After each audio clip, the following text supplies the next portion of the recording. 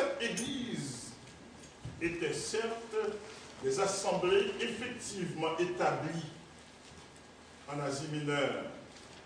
Cette église était effectivement des assemblées établies en Asie mineure. Mais elle représente aussi des sortes d'églises que l'on trouve tout au long de notre ère. Et c'est vrai, donc c'est la manière de le voir parce qu'il n'y a pas d'autre manière non plus de le voir.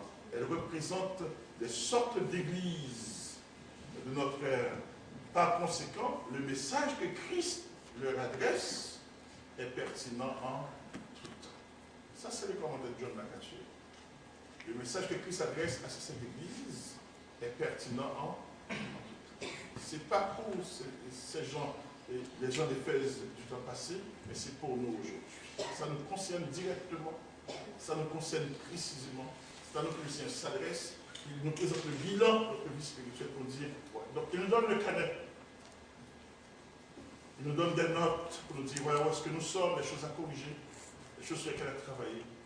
Et c'est le rôle de ces lettres qu'on appelle les choses qui sont adressées à cette église, mais qui sont en réalité adressées à toutes les églises et à nous aujourd'hui à l'église. Les choses qui sont. Donc, si on voudrait résumer, pourquoi donc il y a cette église désignée? Pourquoi donc cette église désignée? C'est parce que c'est cette église, alors bien établie en Asie mineure, que Jean avait connue et dont personne ne pouvait douter de leur existence. Donc ce n'étaient pas des églises fictives. Et c'est important, le Seigneur a choisi cette église avec une intention claire, avec une sagesse parfaite. Il a choisi cette église que Jean avait connue, qui n'était pas fictive, pour nous présenter le bilan de l'église en général. Pour nous dire, voilà les choses à travailler. Pourquoi donc c'est cette église désignée? Éphèse, Smyrne, Pergame, Thyatire, Sardes, Philadelphie, Laodicée. Pourquoi c'est cette église désignée? Parce que, chers amis, c'est cette église, alors bien établie en Asie mineure, que Jean avait connue et dont personne ne pourra douter de leur existence, donc qui n'était pas fictive. C'est cette église présentait chacune une facette caractérisant les différents groupes d'églises à travers les générations, durant le temps de l'église, durant l'ère de l'église. Donc c'est cette église qui nous présente. Dieu les a choisis précisément parce que chacune représente une facette des différents groupes d'églises qu'on va retrouver, qu'on va connaître à travers les générations, jusqu'à ce que Christ viendra enlever son église. Et voilà pourquoi on trouve exactement, et c'est cette église que Dieu a choisie, c'est pour parler de totalité,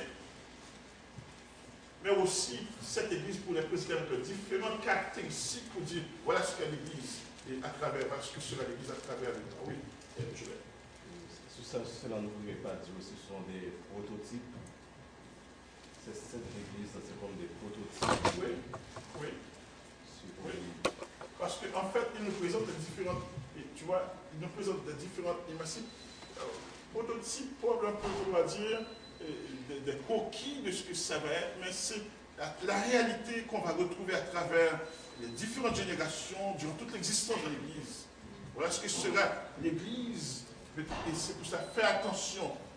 Fais attention pour qu'il y ait des choses qu'on va lire à travers ces églises-là, et ça nous concerne. Alors, si on se voit à travers ces images, ce portrait d'église, si cette église nous ressemble, si cette église ressemble à moi comme chrétien, comme individu, je dois faire attention. Donc l'exhortation, c'est pour moi.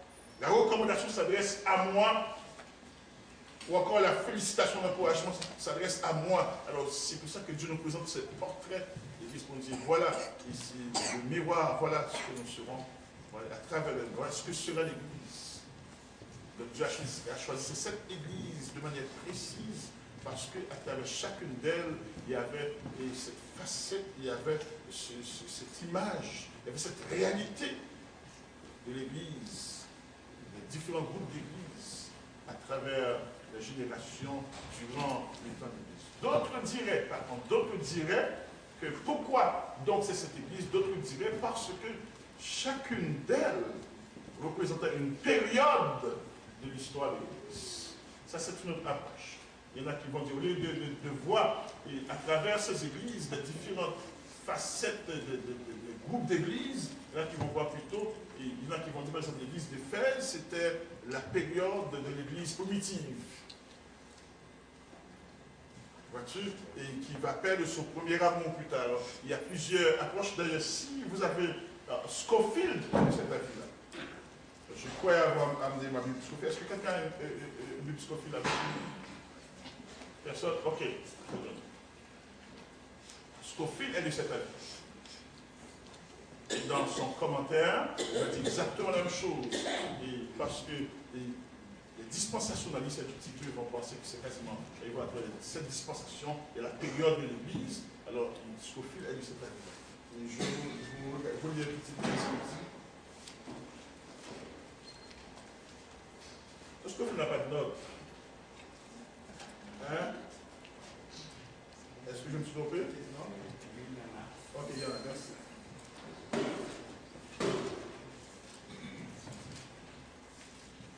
C'est ce Scofield dit à propos de cela.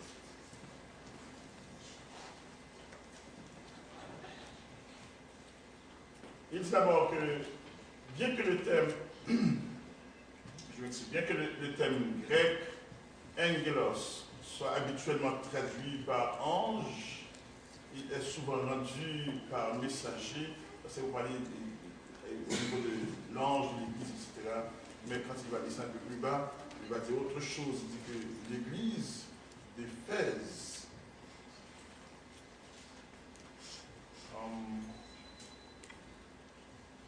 laissez-moi lire la note au complet. Les lettres aux 7 églises sont à la fois un message adressé à des églises locales bien déterminées, véritable état spirituel devant Dieu, un message d'avertissement destiné aux églises de tous les temps et servant à mettre en lumière leur véritable état spirituel devant Dieu.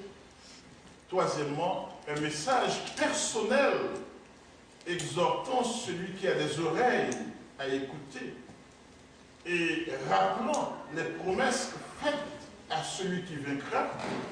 Jusque-là, c'est très bien, il résume très bien ce qui est dans la lettre, le format de chaque lettre. Mais quatrièmement, il dit aussi un message prophétique décrivant sous un double aspect les phases diverses de l'histoire spirituelle de l'Église. Des conditions qui se sont renouvelées périodiquement à travers les siècles, une situation qui s'est développée progressivement jusqu'à la fin de la période de l'Église. Il serait impensable qu'une prophétie entrevoyant toute la période de l'Église ne contienne rien sur son avenir. Si une telle vision anticipée doit se trouver dans ce livre, il faut que ce soit dans les chapitres 2 et 3, puisque après Apocalypse 3, verset 22, l'Église n'apparaîtra plus sur la terre. De plus, par leur teneur même, ces 7 messages vont au-delà des communautés locales mentionnées ici. L'Église d'Éphèse dit, et voici maintenant l'Église d'Éphèse, chapitre 2, verset 1 à 7, établie au temps de l'apôtre, est représentante du christianisme du 1er siècle. Ça, c'est ce qu'on dit. L'Église de Smyrne, chapitre 2, 8 à 11, présente les caractéristiques de l'Église sous la persécution pendant les premiers siècles. L'Église de Pergame, chapitre 2, 12 à 17, où Satan a son trône, Apocalypse 2, 13, il dit que préfigure l'Église qui se mélangera au monde, par exemple, au Moyen-Âge. L'Église de Sardes, chapitre 3, verset 1 à 6, est représentative d'une Église morte, conservant toutefois une minorité d'hommes et de femmes vivant dans la piété, comme ce fut le cas au temps de la Réforme. Donc, si tu vois, donc à ce moment-là, lui, il voit à travers ces églises plutôt les différentes périodes de l'histoire de l'Église.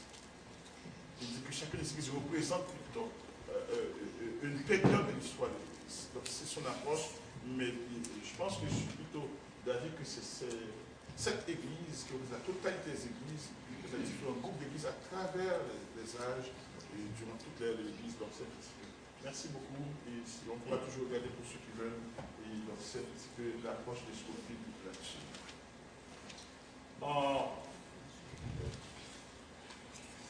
Le point numéro 3, ce soir, qu'on va regarder, c'est les choses qui sont et le Christ glorifié. Alors qu'on a regardé le plan des choses qui sont, ce sont les 7 lettres adressées à l'église d'Éphèse, de Smyrne, de Pergame, de Thyatire, de Sardes, de Philadelphie, de la Odyssée. On a vu aussi pourquoi ces 7 églises, pourquoi cette église et pourquoi les 7 églises désignées. Maintenant, regardons les choses qui sont et le Christ glorifié. C'est intéressant, les choses qui sont le sont en fonction ou encore par rapport avec le Christ que Jean a vu. Les choses qui sont, tout ce qu'on va voir, ou tout ce qui concerne l'Église, tout ce qui forme ce temps, ne sont pas tout seuls. Ce n'est pas des événements qui vont arriver seuls. Les choses qui sont le sont en fonction de celui que Jean a vu, le Christ glorifié. Les choses qui sont le sont en fonction ou encore par rapport au Christ glorifié, tel que l'Apocalypse le présente. D'ailleurs, vous allez voir à travers ces lettres aux églises, donc souvent on va faire référence au Christ glorifié et dans ses caractéristiques. Par exemple, au chapitre 1er et le verset 5, nous avons une présentation de Christ où il dit que, et de la part de Jésus-Christ, le témoin fidèle, le premier-né des morts et le prince des rois de la terre. Et au chapitre, toujours chapitre 1er, à partir du verset 11, ou encore du verset 12 jusqu'au verset 17, on a une description de ce Christ-là. Puis souvent, dans les lettres, c'est ce Christ qui va se présenter, qui va s'adresser aux églises. Parce que les choses qui sont, le sont en fonction du Christ glorifié. Si on enlève le Christ glorifié, les choses qui sont ne sont plus. Parce que c'est lui qui est le maître d'œuvre. C'est lui qui mène les événements. Alors aussi, au milieu de son église, maintenant, donc, alors que les choses qui sont aussi les églises, la vie des églises, la réalité, mais nous le sommes aussi en fonction par rapport à Christ. Et on va le voir au fur et à mesure qu'on va avancer dans l'étude, mais les choses qui sont, le sont par rapport, en rapport avec le Christ glorifié, tel que l'Apocalypse nous le présente. Le Christ qui est au milieu des 7 chandeliers d'or, c'est-à-dire au milieu des 7 églises, ou encore la totalité des églises.